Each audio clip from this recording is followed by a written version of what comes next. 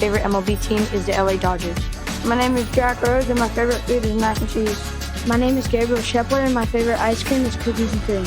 My name is Nolan Brown, and my favorite season is baseball season. My name is Drew Wagner, and my favorite team is the Boston Red Sox. My name is Rocco Stark, and my favorite band is AC/DC. Drew Wagner's got the strut down. Tennessee's going up against Tristan Lucier. He might be one of the best pure athletes here in Williamsport. Yeah, that's one thing you always see in Williamsport is these kids that play multiple sports and their athleticism is just on display. This is one of those kids here today. And favorite food, pasta. Gotta love it. Get your carbs in. Eat up night before. Got a big game today on an elimination Saturday in Williamsport. It is ball one and off we go. Kason Booher is the leadoff man for Tennessee, a team that played Thursday in the second game of the day. They went to 8 innings and lost 1-0 in heartbreaking fashion to the team from Ohio. 2-0 pitch. There's a strike with a fastball that you see in the top left of your screen. That'll get up there to 70+. Yeah, anytime you can see a kid getting up there 70+, you know he's bringing some heat. The good thing for Tennessee is they've seen velocity along the way here. It's about getting the bats going early and being smart about what you're looking for in the strike zone. Shoes are tied, the 2-1. And a bunt bid coming back at Lucier with the bare hand to retire Booher. And there's one down. What a stretch over there by his brother. That's how we talk about getting off the mound, getting rid of the ball, and then we see the stretch over there at first base. Stretching at the perfect time, keeping his back foot on the bag. That's textbook over there at first base. It's not always easy to do. Twin brother helping out twin brother there. Brings up Tennessee's pitcher today, Ryan Newell. And he takes ball one from Tristan Lucier. Callan Lucier made that play over at first. 1-0 to Newell. Takes a couple out of the zone.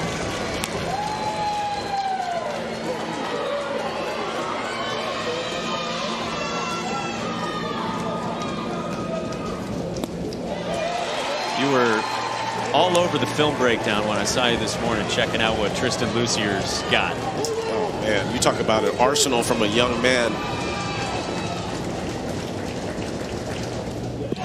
He can bring it, but that's a 4-pitch walk. Right, the main focus right now is just being able to repeat your delivery. You want to repeat the same release point and then focus on just throwing strikes. Basically just playing catch right now with the catcher. That's going to help establish you throughout the rest of this game and being able to get ahead in counts early on.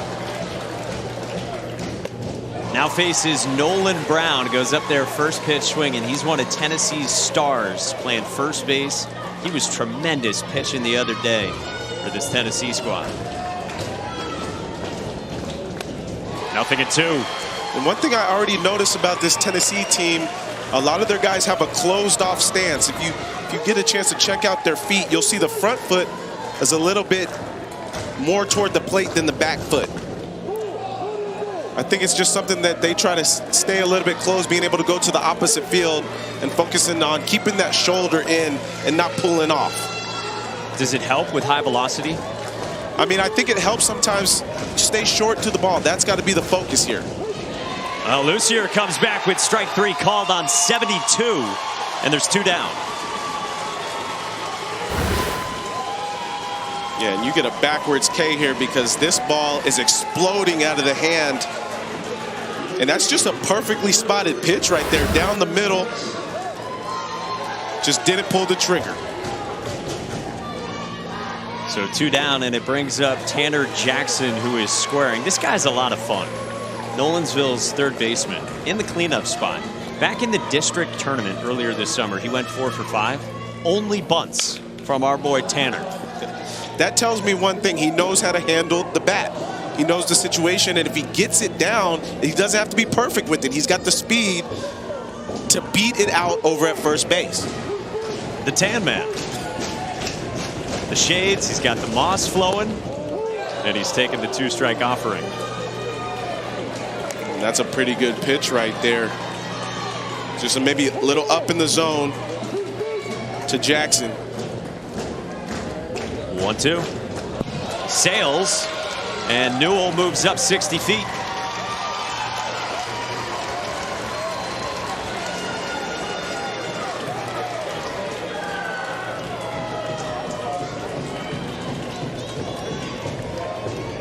The wind of the 2-2. That's up high, and Jackson runs it full. Jackson doing a good job of working a deep count here. Runner in scoring position as he checks to make sure it's a full count. And he works a walk, and Newell moves up to third. They're at the corners for Tennessee here in the first.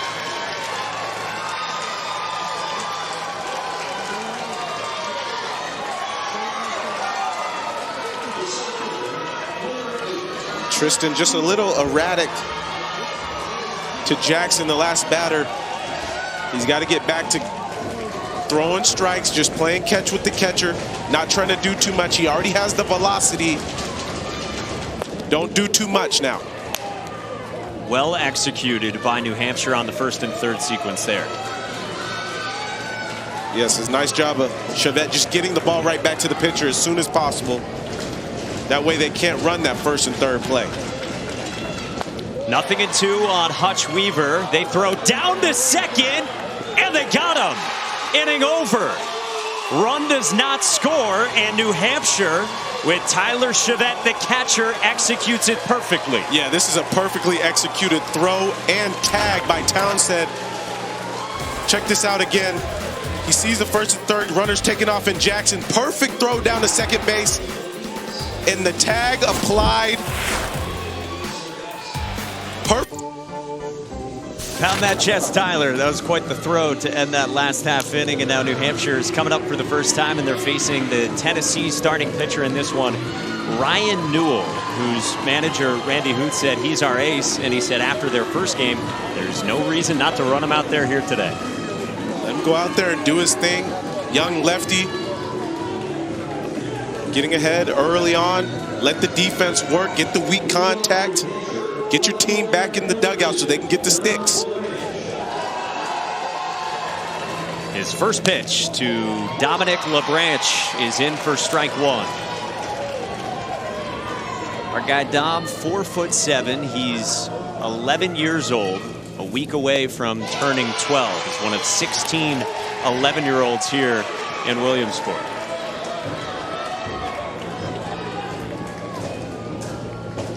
0-2 pitch. That's downstairs. Got to give the reminder always about the strike zone at this level. If you're new, if you're flipping around on this Saturday afternoon, from the batter's armpits to the top of the knees. And that is a swinging strikeout to begin for Newell. Yeah, Newell, he just reared back and fired on that one. Just let that gas pump through. It's a nice job of establishing the strike zone and attacking, getting that first out. Brings up Mason DeVal, the son of the manager, who Sebastian told us is celebrating the birthday. And his kid Mason is one of the standouts. Hard chopper left side, and it's past Pearson, who is so good defensively, and DeVal reaches with one out in the first. Nice job of DeVal taking advantage in a count where he's ahead 1-0, getting a fastball middle in. Rolls over, but just under the glove of Pearson over there at shortstop. That ball took a good little hop. That would have been a tough play for him to make in the hole anyway. And now here comes the best hitter for New Hampshire and one of the most impressive hitters we've seen all summer. This guy can go opposite field out of the ballpark. Yeah, he does such a great job of staying through the middle of the field. Won't see him really pulling that right shoulder out. You'll see him keeping the shoulder square, the body square right up through the middle. That's why he's able to pound baseballs through the middle of the field. In the New England championship game that this New Hampshire team won, Tristan Lucier hit 2 just monster opposite field home runs in that ball game.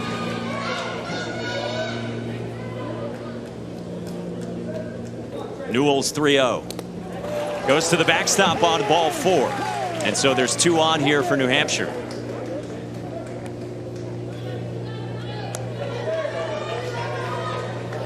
Yeah, Newell just trying to be a little too careful there. And gives up the walk, but still has the force in order. You can turn the double play here if it gets a ground ball. At least get the force out in the lead runner if you can. Now here comes the other Lucier. And no foul and no swing. Much to the chagrin of the Tennessee faithful. We get another look. He just commits at first. And, yeah, certainly should be a foul ball there. Now there's a strike. So it is 1-1 the count on Callan Lucier. yeah, and that can be tough left on left, especially because you're trying to stay in there as a lefty just in case you see that slider and you commit early and you got to pull it back. Like that, again. Just like that. That's just tough.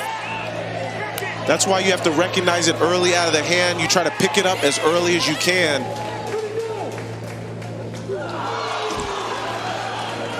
We're getting some dramatic appeals, X. Hey, that's what you get. It's an elimination game.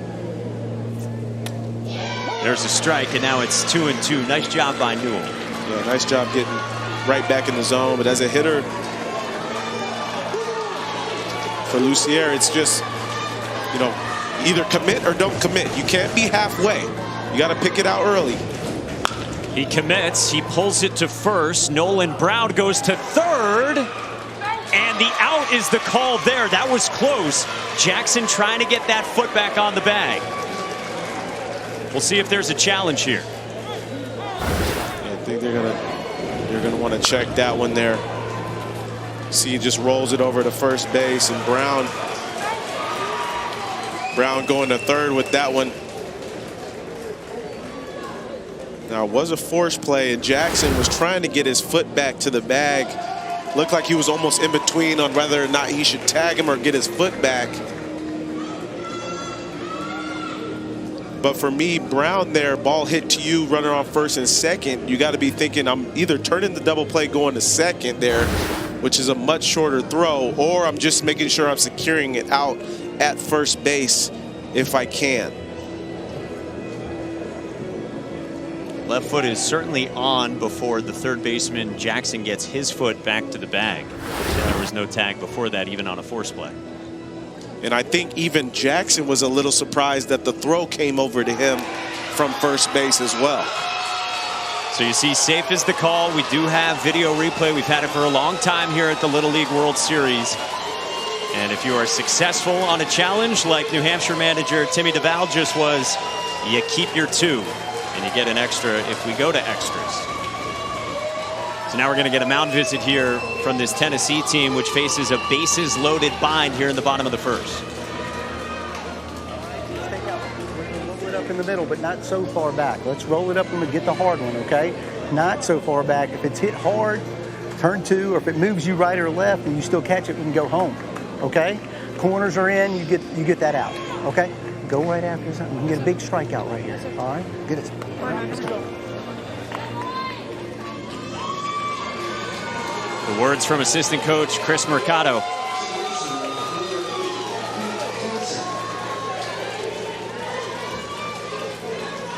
Yeah, and you still have the double play in order. You can force it any bag, like you said.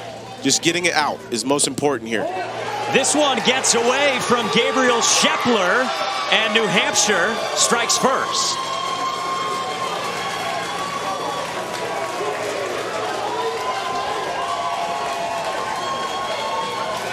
Great base run in there, taking advantage of a pass ball.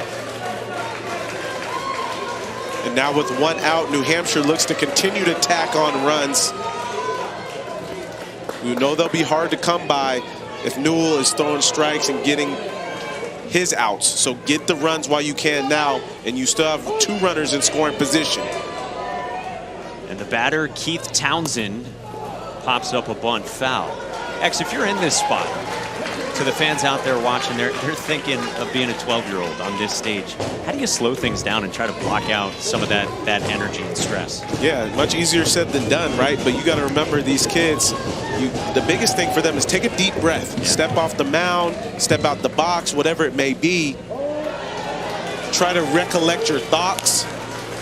Think about what you're trying to do as far as preparation. If you're in the infield, pitcher, outfield, it doesn't matter where, be prepared for what that next play is or that pitch. This one skirts away, and it's now 2-0 New Hampshire.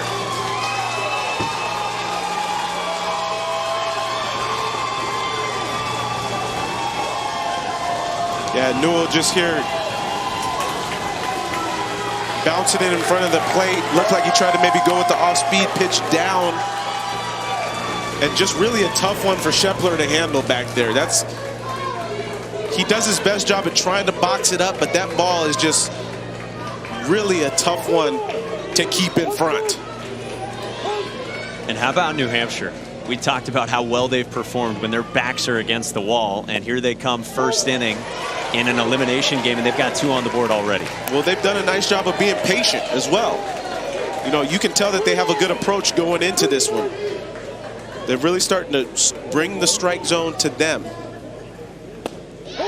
Great take by K-Town, and he works a walk to put him at the corners. Boy, that was close. Hey, we got 1 out, so be smart. Anything on the air, you checked it, right? It was close.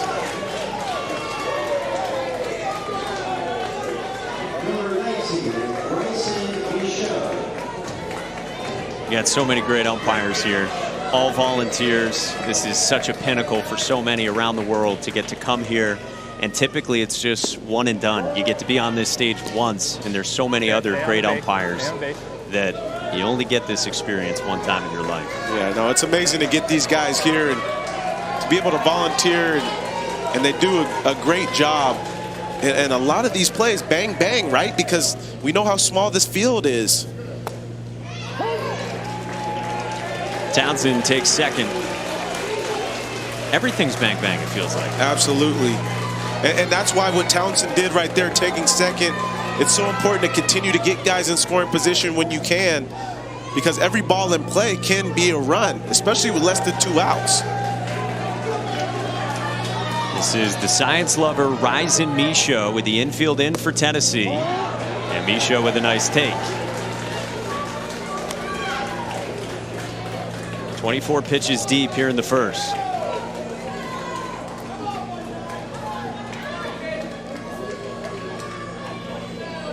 To 1, and it's 3 balls and a strike. Yeah, New Hampshire's doing a great job of making Newell work. Nothing is coming easy for this young man. I like Shepler deciding to, let's call time, let's slow things down. Let's get my pitcher to relax a little bit. Remind him how great he's been for such a long time. He could also be talking about food. 11, 12-year-old, you just never know what they could be saying. I think you're onto something next, because Gabriel Shepler says, I like to tell jokes to the pitchers when I go out there. Try to loosen them up. I hope he saved his A material for that visit. And look how it works out. Wow. Wonder what joke that was. And we see now the infield is in. They're looking to cut down the runner. Lucier at third in case he tries to run on a ball in contact. Loaded up.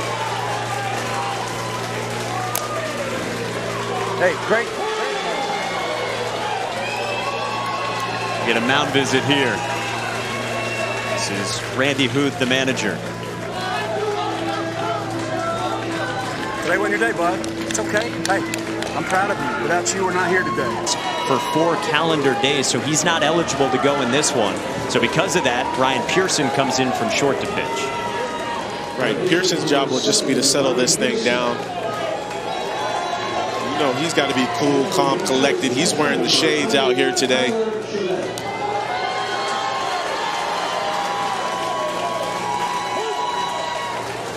The scientist cooking up something good with strike one to Tyler Chevette. Yeah, his favorite subject, math. He already knows how many runners have crossed the plate. He's got to calm this thing down. Try to get himself an out here. I mean, this guy is a legitimate defensive wizard. Yeah, he does an amazing job over there at shortstop. Now on the mound, he's got to field his position as well. If he gets some weak contact, being aggressive off the mound and making a play. Fouled back by Chevette.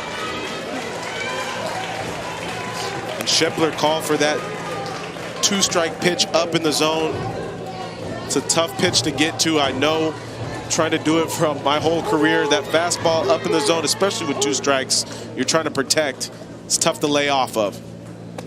Chevette stays alive again. Watches that one dart outside.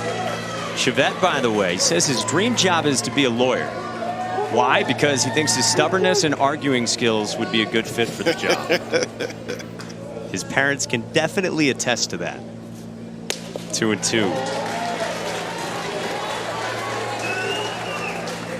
My man arguing himself out of detention, grounding. Those are some solid skills to have.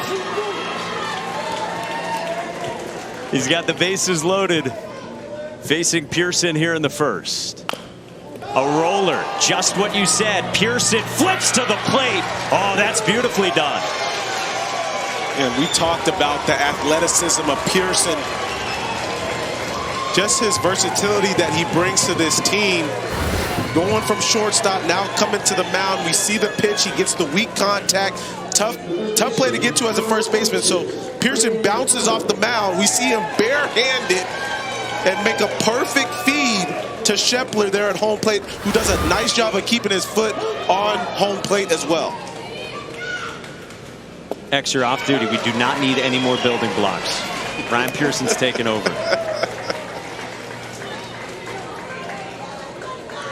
All right, now Braden Connelly. Loves him some baseball.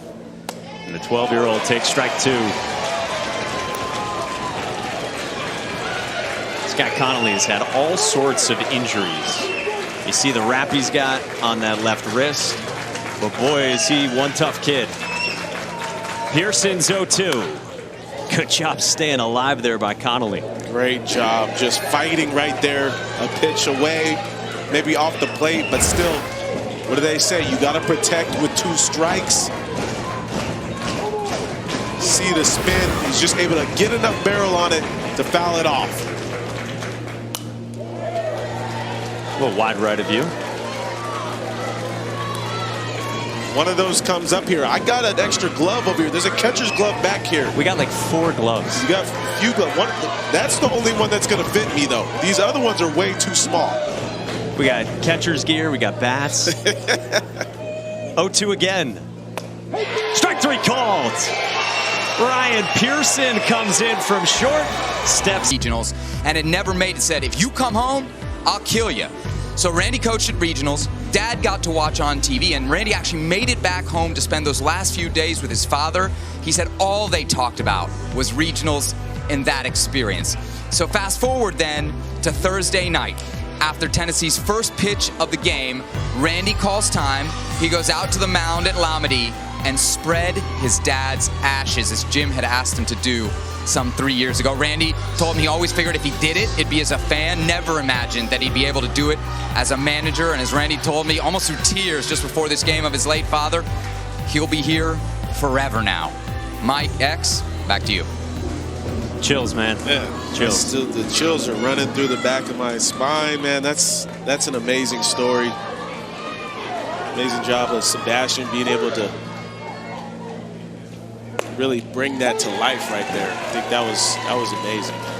I mean, it's just bigger than baseball. Like this journey that you go on over the course of a summer.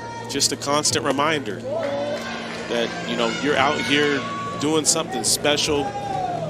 We all have the privilege of being witnesses to these boys doing something special and these kids doing something special, boys and girls. And then recognizing that this game affects everybody differently. And everybody's journey has been different. And that's what makes it so special.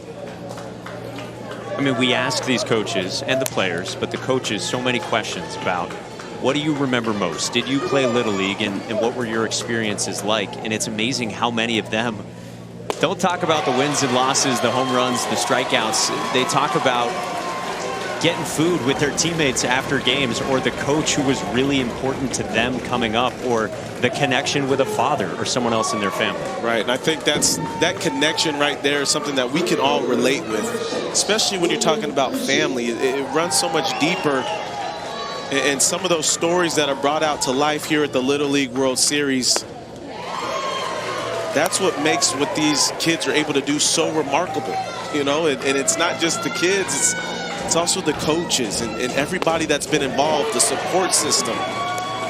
Everybody's had an amazing journey just to get to this point, but it stems beyond this year. No doubt, Randy, your father's looking down with so much pride.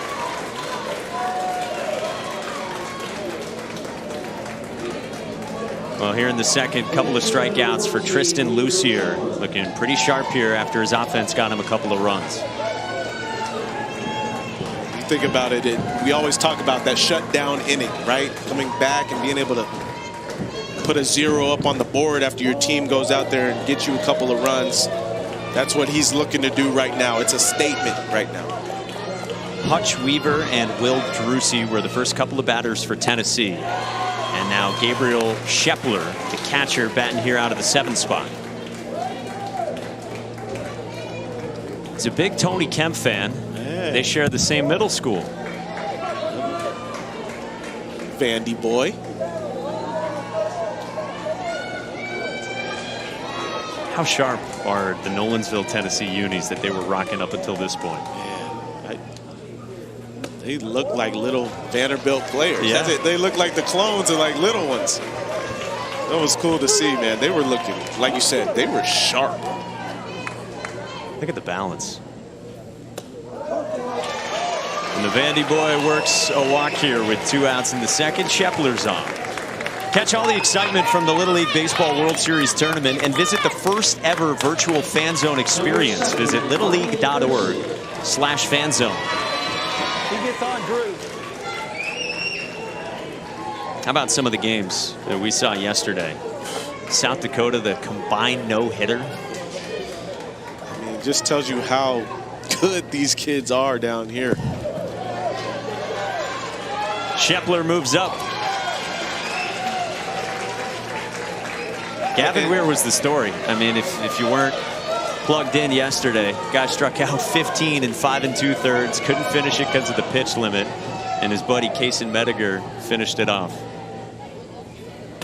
Well, he said it after the game. He just kept the main thing, and focused on winning. Talking about practice. But just like you said, amazing to see what he did yesterday. He was mowing down hitters left and right. Can you imagine being Gavin Weir and looking at your phone after last night? You're 12 years old. You just pitched on ESPN, and people are now comparing you to Chris Sale. It's so awesome. 2-2.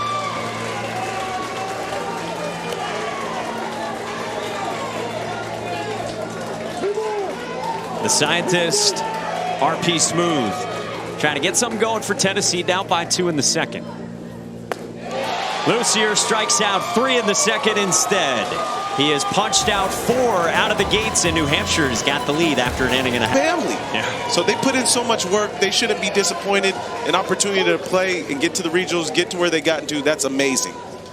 I'm still salty at Dudley, Massachusetts for knocking us out after we won districts. But we digress. Bottom of the second, New Hampshire up 2-0 and batting here against Tennessee. And this is Jacoby Acevedo, nicknamed the Little Man. And he's behind 0-2.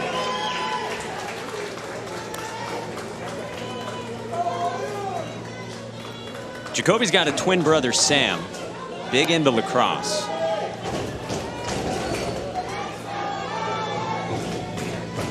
Pretty good BMX rider as well, Jacoby is. Takes down low. That's a tough pitch to take there, even with 2 strikes. It's a nice eye.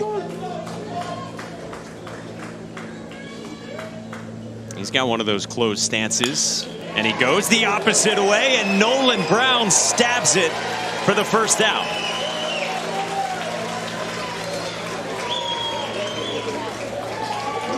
Oh, come on. Come on. Why you got to do me like that? Mike, my man. With All right, what do we think of the flow? Like just the look, the Under Armour. First of all, why'd they give you a triple, the 4XL size jersey? What about the Nomar batting gloves? The batting glove, you got 2 pairs of batting gloves, one in the back pocket, one you're wearing. You got the cage helmet. The Gen 1X bat, by the way, was the greatest. I mean, the jersey still wouldn't fit you today. No shot. And the pants up. Wow, what a look, man. I had the Kike Hernandez pants going. Yeah, almost above the knee. I kid you not, my dad, before every season, he would sew the pants and make them shorter because I just wanted to wear them up. Is that right? I was not blessed with great height. Callan Murphy, the batter. And Pearson's got a strikeout. 2 away here in the second, and Pearson has done a really nice job settling this game.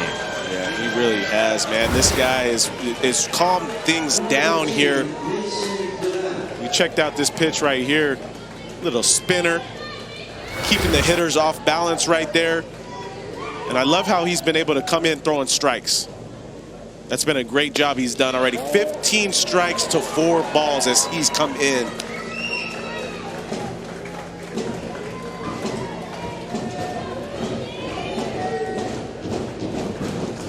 He's facing Mason DeVal, batting for the second time. He singled and scored back in that first when New Hampshire got a pair.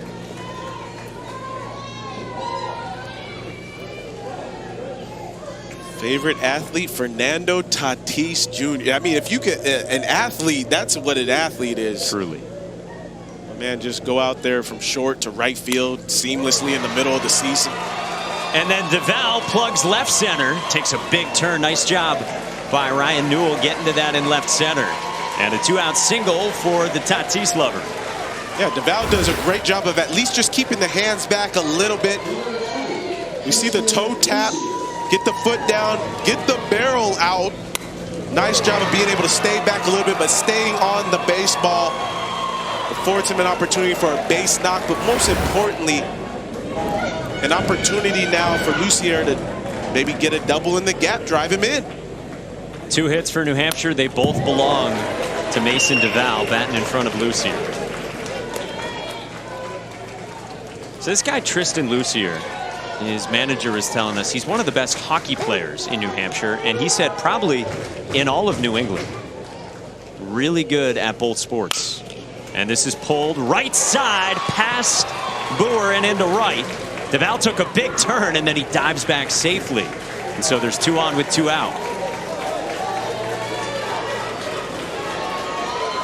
Yeah, Lucier just gets a little bit out in front of this ball, but as hard as he hits the ball and as good as he puts them on the barrel, they're going to find holes.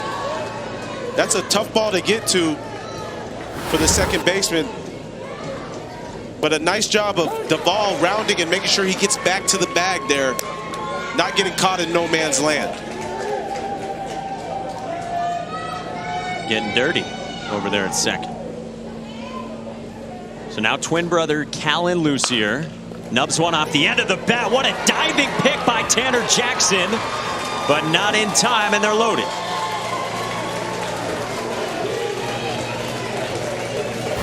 Jackson does a great job ranging to his left on this ball. Quick reactions, just bounces out of the glove. Enough time. Get another look here. Man, he was quick with that thing, but just getting down the line. How do you get guys out on ground balls? Lucier was flying. And that's another area that impresses me. As soon as these guys put the ball in play, head down, running hard through the bag. A lot of times you'll see, and I know from playing at some of the higher levels, it's like, no, you put the ball in play, oh, that's an easy made play, right? Especially in the major leagues, and you kind of jog it. But these guys go hard. Well, Keith Townsend stings it, but the play made by Boer. Nice job by Kaysen Boer making the play.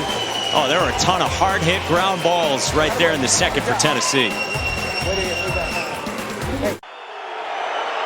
Stronger in this game as a pitcher. Keep getting outs, keep throwing strikes, keep attacking. Tristan punched out 3 of the 4 that he has set down via the strikeout back in the second. Worked around the 2-out walk and now faces 9-1-2 for Tennessee, starting with William Satinoff, the second baseman. Williams' father, Evan, played some pro baseball in the Frontier League.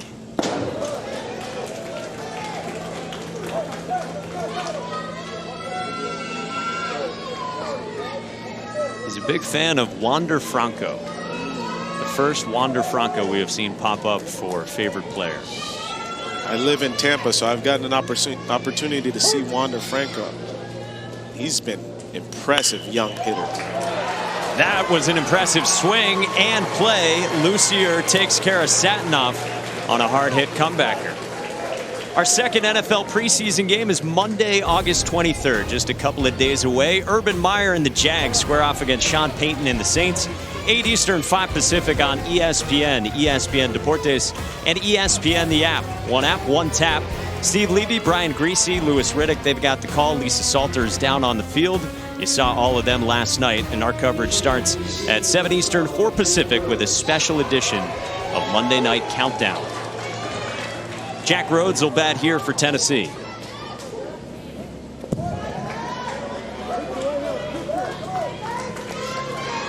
You got to credit Satinoff, even though he got out there, probably one of the only hard hit balls that we've seen from Tennessee today.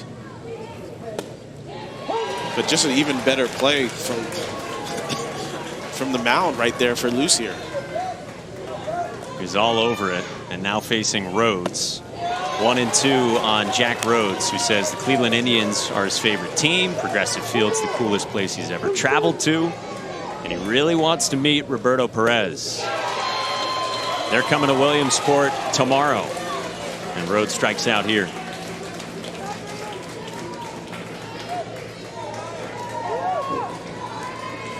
What an amazing view from up top we got there. It just gives you an idea of how beautiful this whole compound, this whole complex is, man. I know me and you, but we've been taking so many pictures just trying to soak it in because this place is absolutely beautiful. I've never had the opportunity to be here. I played against the Williamsport Crosscutters during my time in the Penn League, but never got a chance to come here. And I'm so glad I'm here right now. It's amazing atmosphere. It truly is. Ryan Newell's the batter here. 2 balls and a strike. And we can't wait to have, hopefully next year, a full house back here in South Williamsport, Pennsylvania. Teams are limited to a passless 250 per team. And otherwise, it'd be tens of thousands, especially with a Pennsylvania team here this year. Strike 3 called. Lucier's got a rhythm going. 4 in a row set down, 2 Ks and a 1-2-3 third. Slapjack.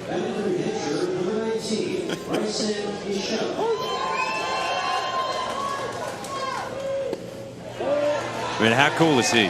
Man, these kids have so much personality, man, and it all comes out on display, especially through those questionnaires that we get before the games and just seeing the things that they're into, the things that they like. It takes me back so many times, you know, thinking about all those. I saw one earlier today talking about the Big League Chew. That was something that I was huge. I try to get as many packs as possible, put them in my equipment bag. And then I would forget the equipment bag back home sometimes. Of course you would. Yeah, because it was my responsibility. My parents always said, put your equipment bag in the car before we leave. And of course, I would leave it so many times and forget to put it in the bag, in the truck. Ryzen Michaud doesn't forget to get aboard here. That's how he starts the bottom of the third off Pearson. And you know, sometimes I'd get to the field, be like, Mom, Dad, can you guys go back and get my equipment? I forgot my glove, batting gloves, all that stuff. And luckily, I had some good coaches that said, hey, we got some extra stuff, X. We need you in the lineup. We'll take care of you. Because you were a lot bigger than the other kids at that age, right? Yeah, so I was using a lot of times adult-sized gloves, adult batting gloves, all those things. Ryan Gaspy is hitting here for New Hampshire, leading 2-0 in the bottom of the third.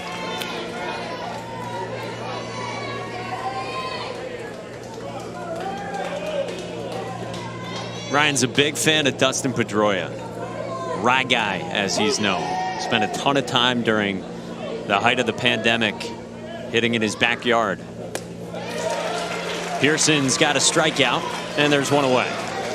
And I'm sure that's the same for a lot of these players, especially during, you know, the stressful past couple years we've had during the pandemic, is trying to find a way to work out, trying to still get that work in, whether it be backyard, certain facilities that you can go to, wherever it may be.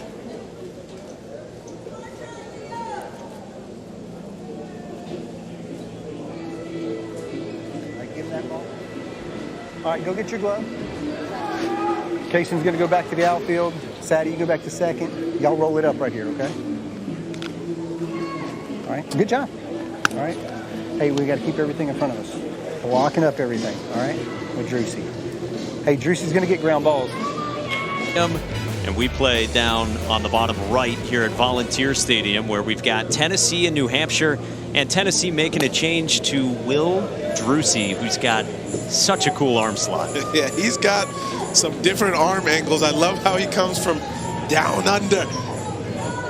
But that makes it tough for the hitters, because you're used to seeing, you know, over the top, 3/4, and he's going to come from down here. It's going to be tough.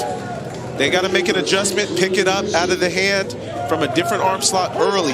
That's what, when you're facing submarine guys or guys that throw down, you got to pick it up early as possible. Don't think up by the head. You got to think more down by the knee.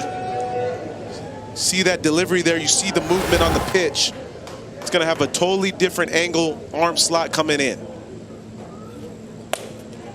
How would you like to be Liam Carter-Patton, the guy who pinch hits here for New Hampshire, and you got to deal with that and try to pick it up? You ever seen that before, you think, for him? He probably hasn't seen that. Doesn't stop Liam Carter-Patton. He lofts it to left center. And the catch made by Kason Boer. It's a nice job of him coming in and getting a good swing off there. Now, not only is he very creative as a pitcher, he's like you, X, because he can jam on the sax. Look at my man. Hey, that's what I used to do back in 5th grade. I played the saxophone. I didn't play it well, but I played the saxophone.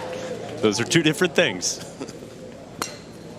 Check swing roller off the bat of Timmy. This arm angle, throwing strikes on both sides of the plate, up, down, all over the place. The fastball is what's gassing up the hitters. And he repeats the delivery every single time. He's so smooth out there. This is the guy you want on the bump in an important situation. Look at it. 3 innings, 6 Ks, no hits, no runs. He's out there doing his thing. We heard what his dad, one of the assistant coaches, Mike, said a couple of innings ago, and he said he got the nerves out in that first inning, and then he really settled in the second and again in the third. Right, and that's the big thing is, you know, a lot of times we don't think about it. These kids have so many nerves going right now. They know how important the situation is, especially in an elimination game. Which we are in here on this Saturday. A couple of teams that lost their first game. Tennessee went down in extra innings Thursday to Ohio in a game that was 1-0 in 8 innings, and that game didn't have its first hit until the bottom of the 5th. You see it. This is big time for situation for Tennessee. You know, if you have to break the rally caps out early, it doesn't matter. This is when you got to get the bats going, find a way. Big cut from Nolan Brown, and it's 2-2. You heard him say earlier his favorite guy is Shohei Ohtani. That's basically what he was like in the regional, pitching and hitting. He rolls this one here to short. Mason DeVal cannot secure it, and Tennessee's got a base runner here in the 4th. Hey guys, you mentioned the heartbreak of Thursday night for the team from Tennessee losing in walk-off fashion. It's not the first time. All 3 of their losses in this run have come in walk-off fashion. 1 in the district, 1 in the regionals, but they've managed to bounce back. So I talked to Coach Huth before the game. He said, despite all that, the boys were devastated Thursday night. So Friday was just all about having fun. How do you have fun up in the Grove? Wiffle ball. So they had an intra-squad wiffle ball game. You'll never guess. It went to extra innings. How did it end? You got it. In a walk-off. So between that celebration and then the post-wiffle ball ice cream, I'm told the heartbreak of Thursday night, all but forgotten. But I think you guys will agree with me here, right? We're already seeing some of that bounce-back ability from the boys from Nolansville. We definitely are right here, and I mean that's kind of hard to believe. Even the wiffle ball is going extra innings, walk-offs. Wiffle ball, that's the fun. That's got to be one of the most fun games playing with your friends, man. Because you can make that ball move all over the place. You can get so many swing and misses, and when you connect, that wiffle ball will go. I remember playing wiffle ball, backyard, cul-de-sac.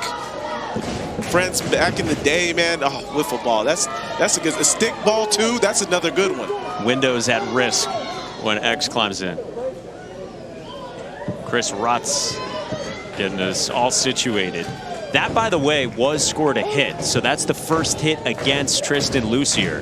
The batter here you saw is Rocco Stark batting for the first time for Tennessee, which also brought on a pinch runner, Mateo Berziz.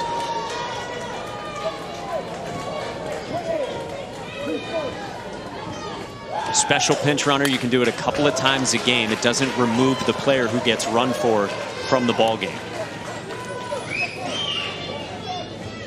Yeah, Bruziz, anything to the outfield, you got to be looking to go first to third. Try to get yourself on third with less than 2 outs. Nobody out. Make it that much easier on the next guy if you can do so. Strike 3 called. 7 Ks now for Tristan Lucier.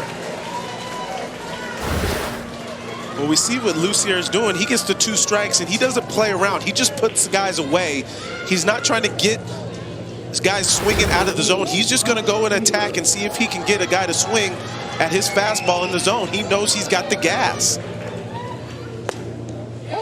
Mentioned there was the first hit he had given up back in the state tournament. Second game there back in New Hampshire. He threw a no-hitter with 16 strikeouts. He's got strike 1 here on Hutch Weaver. 0-2. And when you have the heat like that, you'll start to see the other team, the other batters, they'll start to try to make a commitment early, and then you can go to that off speed. You can go to that changeup, and slider becomes that much more effective.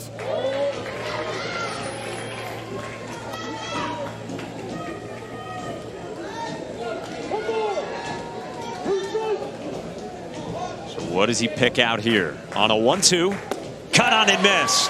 Straight gas from Tristan Lucier, and he's got 8 Ks now.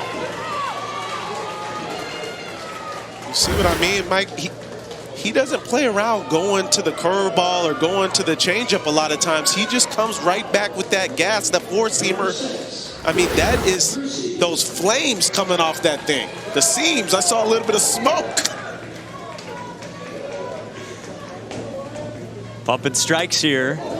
And right on cue, one gets behind home plate. So Nolan Brown now is in scoring position with the tying run at the plate here for Tennessee.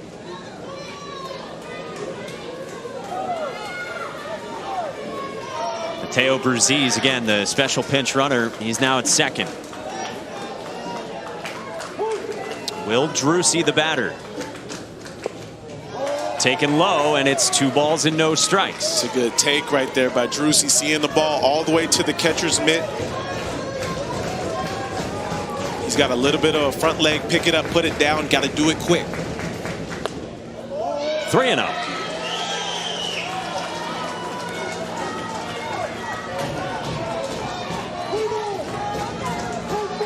Mom and Dad, Robert and Jamie look on. 3-1. Now this 3-1, it's got to be perfect.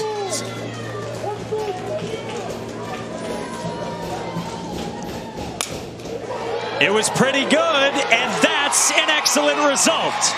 Drucy into left center, and Tennessee's on the board in the 4th inning.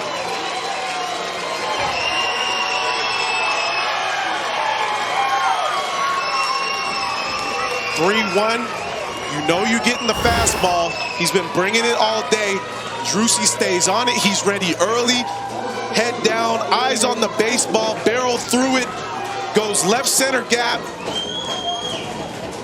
Big RBI base hit right there and gets his team on the board. Now first pitch swinging here from Shepler into center, and Jacoby Acevedo puts it away to end the inning. Drucy can play the sax. He can pitch from the arm slot.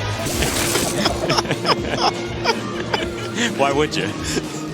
Hey, my man. Find Little League on Facebook, Twitter, and Instagram at the official handles at Little League. Follow the action and join the conversation without the rotary phone with hashtag LLWS. Jalen Bowman, he got me. He's like, nah. Get this thing out of here. He's like, what do you do with this? Just don't have games on it.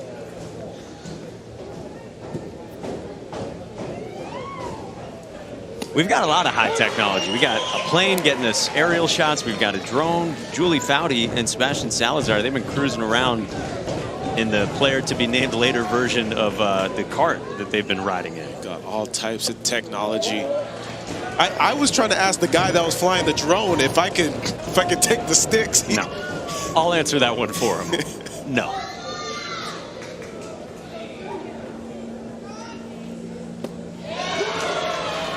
Why is there a drone back at the hotel? That drone was huge too. It's massive. All right, Dom LeBranch is the batter here. New Hampshire in a one-run ball game, leading in the bottom of the fourth in an elimination game. And Will Drucy has a strikeout. This guy's been big the last 15 or 20 minutes. Drucy knows how important this moment is. I mean, he basically just drops down here and goes with that slider that starts behind the left-handed batter and comes into that outer half of the plate. Just changing the eye level of the hitter, but then also keeping him off balance. The Tennessee fans have heard this by now, but the coaching staff has compared him to Dan Quisenberry, the late great reliever, three-time All-Star.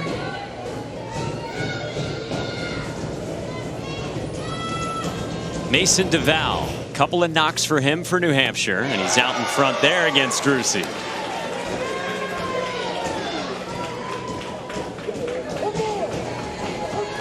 He likes Tom Cruise, and the nickname for Mason is Warning Track. Grounds this one down the line, and a backhand pick from Tanner Jackson. Sails. DeVal leads to second, and he will stop there. Boy, it was a good pick by Jackson on the backhand. That was a really sweet pick by Jackson right there. Just airmailed the throw. We see the pick there, but he had a little bit more time. He could have set his feet a little bit and make a good throw. But that's a tough one because the ball's hit so fast, the reaction, you think you got to be quick. Next time he knows how much time he has, he can set his feet, relax a little bit. But that was an amazing pick over there at the hot corner.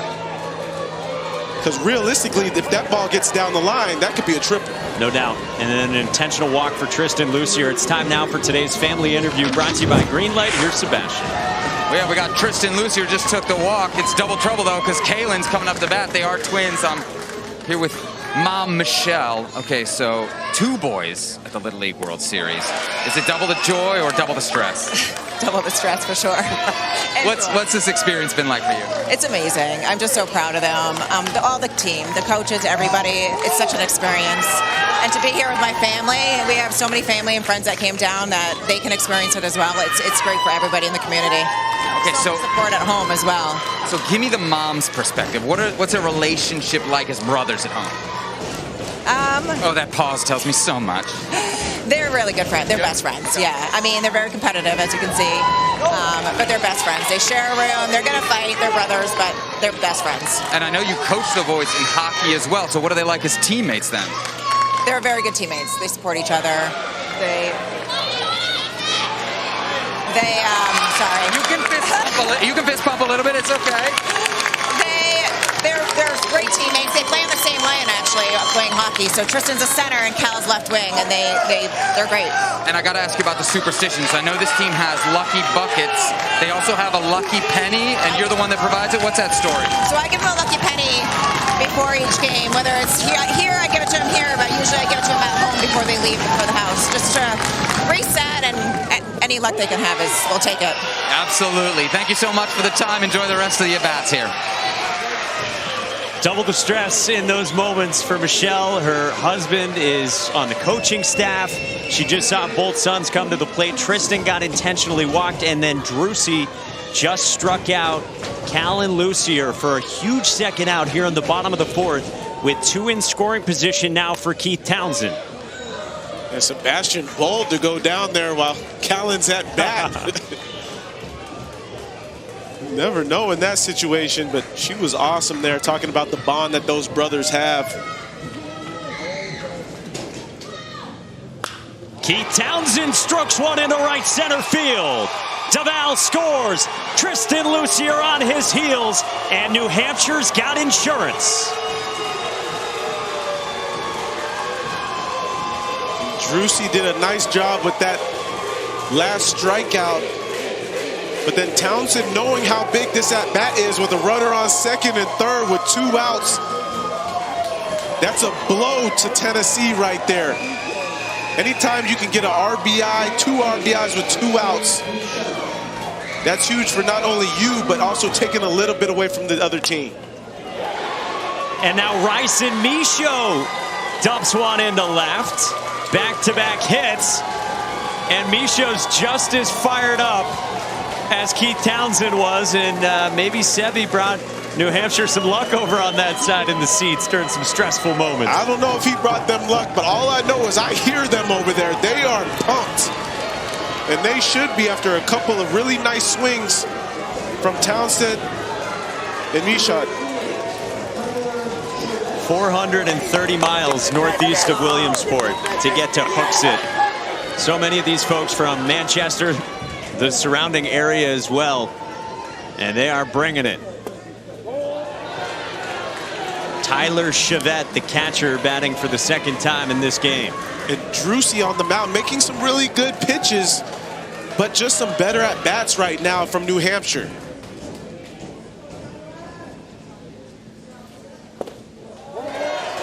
I can't imagine anything better than what Keith Townsend experienced. They're all chanting Keith. He's standing on first, and he is pumping up the crowd. He was getting me juiced the way he's pumping up the crowd.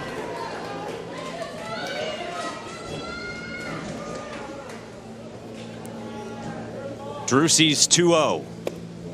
Down and in to Chevette. And it tells you so much, too, about how these kids are embracing the moment. They're enjoying it. They're able to take a step back and realize how much fun this is. And anytime you get a team full of kids doing that, it's special whether you win or lose. They're enjoying the moment. Again, it's an elimination game here at Volunteer Stadium on day 3 of the Little League World Series.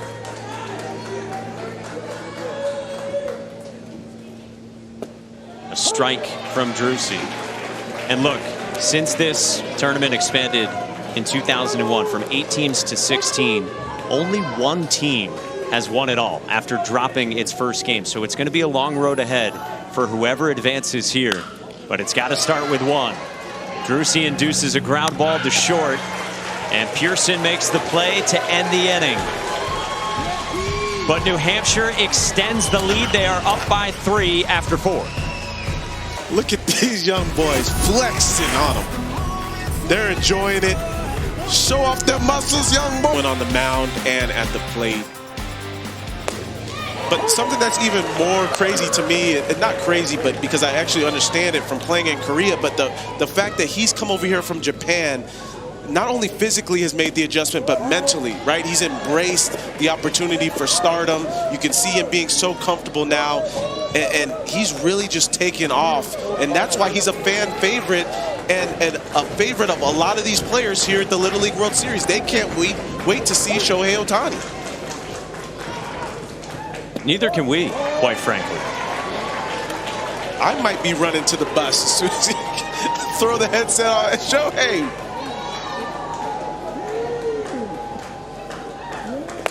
Mateo Bruzzese is the batter here for Nolensville, Tennessee.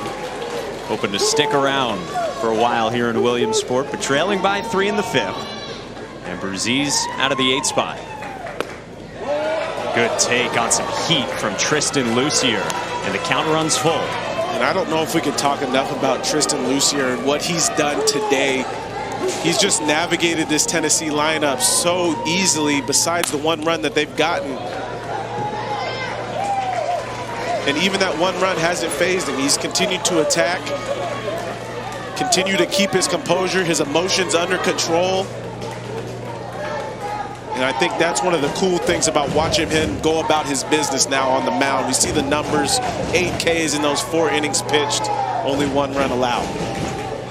Again, he is a multi-sport star. And he's got another strikeout. He adds to the total. It's now 9 for Lucier, and his team is 5 outs away.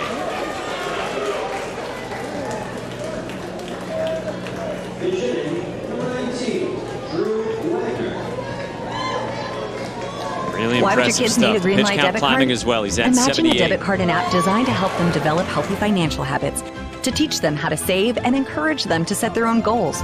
Now imagine the difference it could make in their lives, in their futures. Greenlight. Pump in the zone. It is 0-2 on the pinch hitter, Drew Wagner. A strikeout again, make it double figures for Lucier. And even Wagner there taking good swings. A lot of these guys from Tennessee taking some good swings, some great cuts.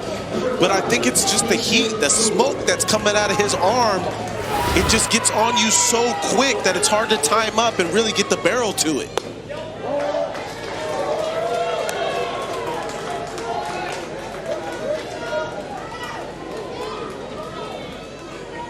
Kason Boer takes 2 out of the zone from Lucier, who dreams of playing in the NHL.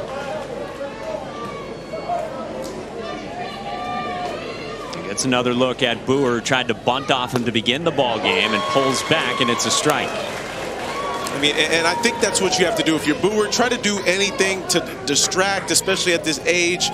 You know, get him off his rhythm a little bit if you can. Boer drives this one deep left center field, and the catch made by Dom LeBranch. Dom on the move. Your stadium and X. It's 4-1 New Hampshire in the bottom of the 5th. Yeah, New Hampshire has just really brought the sticks today. You see 7 hits, 4 runs. They've been able to drive in runners, take advantage of some pass balls. And now it's going to be important for them to continue to tack on runs here in the bottom of the 5th. But for Tennessee, find a way to get 3 quick outs and get yourself in the dugouts and make an adjustment at the dish.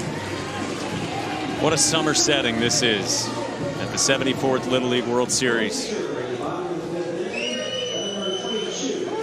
Nolensville, Tennessee, and North Manchester Hooksett Little League, New Hampshire. Who bats here, beginning with Braden Connelly. This guy says, I'm just happy to be playing. I spent 13 weeks of this baseball year injured. A couple different maladies. He trickles one to Drucy, makes a fine play throwing over to Brown for the first out.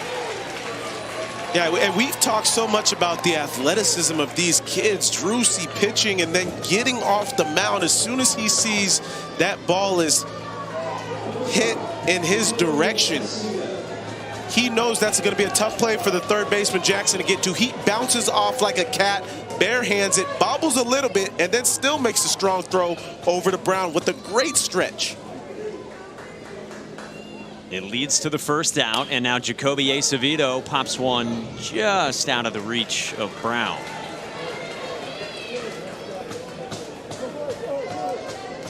And Mike, defensively and pitching wise, that's how you start to try to build some momentum, right? Making some good plays so that way it transfers over to the offensive side. When you'll need 3 runs in the top of the 6th inning if you're Tennessee.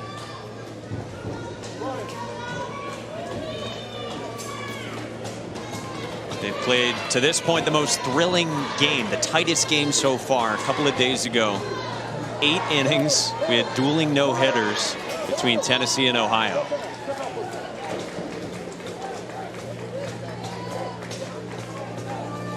And now a 3-run ball game here on this Saturday.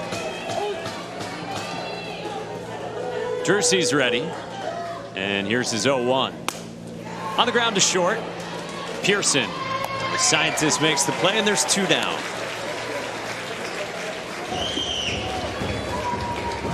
It's the Little League World Series on ESPN, presented by T-Mobile. Volunteer Stadium down the hill. Lamade Stadium, of course, the other site for all 30 games that go on over the course of 11 days. Alongside Xavier Scruggs and with Sebastian Salazar, Mike Monaco, our entire crew. The next game will be on ABC, and then the final 2 of the day back here on ESPN.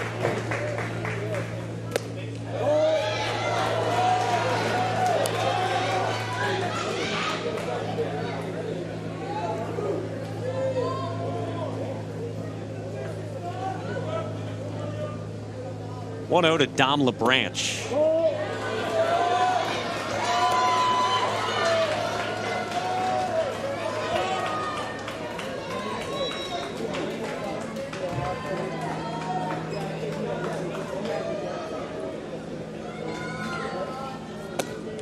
Dom made that nice run and catch, and this is a guy who's got his priorities in order. He said he loves riding his 4-wheeler after he does his schoolwork.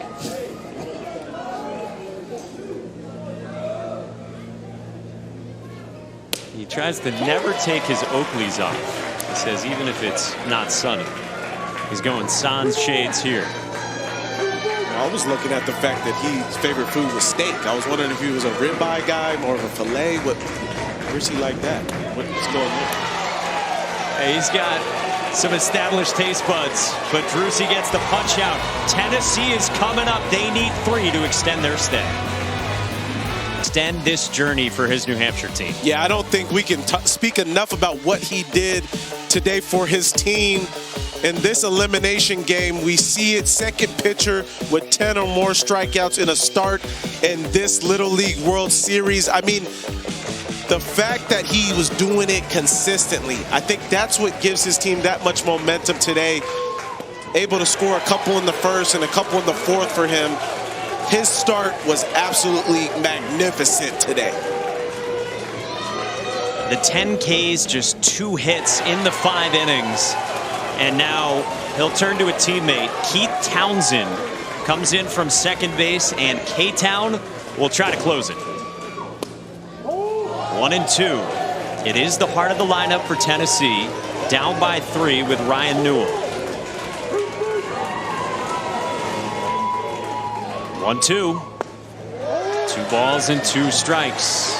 And this is where it becomes so much more important now for Tennessee as a new arm has come in. If you're in the dugout or on deck, look at what he's doing.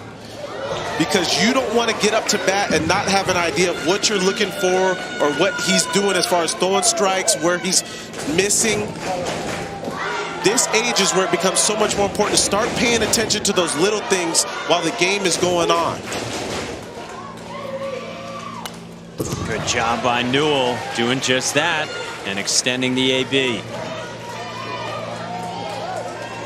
You see the kids in the dugout, they're focused, they're ready, they're grabbing the bat. They know that it's going to take at least a few of them to come up to bat for them to have a chance here in the top of the 6th. 2-2 again, and a full count. The winner survives and advances to play Monday afternoon in a game on ESPN against the loser of Oregon and South Dakota. 3-2. Cut on and missed. Townsend has a strikeout, and New Hampshire is 2 outs away. Little League would like to extend a special thank you to its official sponsors like Spectrum Solutions and Easton Baseball. They help to maintain the strength and leadership of the Little League program. And Little League would also like to thank its dedicated volunteers. They make the program a special experience for millions of children. One down, and Nolan Brown trickles one to short and gets aboard.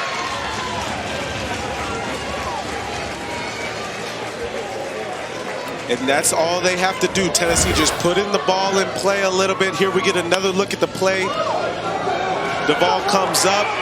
Looks like he maybe just picked up the glove a little bit too early, thinking about the throw before fielding it.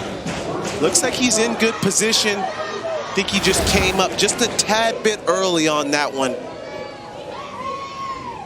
But he's got to look for the ball to come right back to him again, because he's got an opportunity to turn a double play and end this ball game. The batter is Rocco Stark. Towards second, back to first. That's it. New Hampshire wins it on a double play to end the ball game and stay alive in the Little League World Series.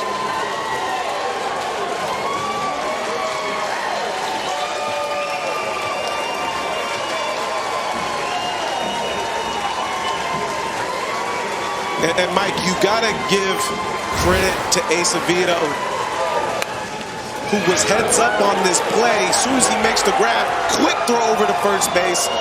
He saw the runner and Brown just get a little bit too far off the bag. So great heads up play right there. New Hampshire did an amazing job defensively on the pitching side, swinging the bats.